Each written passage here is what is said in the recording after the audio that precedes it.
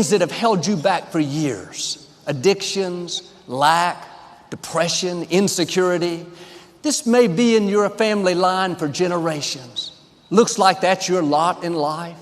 Thoughts will tell you, just accept it. That's who you are. But God is saying, I'm about to break some generational curses. I'm about to put an end to what's held you back. That depression is not staying in your family line.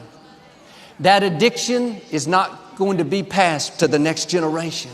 That struggle and lack is not your destiny. This is a new day. The God who spoke worlds into existence is breaking chains. Chains of defeat, chains of mediocrity, chains of depression. It's not going to be the way it used to be. You're stepping into a new season. You're going to have a strength that you didn't have. Things are going to fall into place. You're not going to have to fight. God is cutting through the bars of iron. That means He's going to make things happen that you couldn't make happen. You didn't have the talent to do it on your own. You didn't have the connections. The odds were against you, but it's suddenly going to turn around. You're suddenly going to step into a new level. You're suddenly going to break that addiction. How could this be?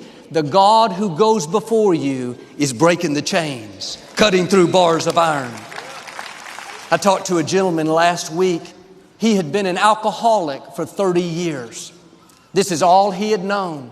Growing up, he watched his father and grandfather struggle with alcohol. It looked like this addiction would keep getting passed from generation to generation.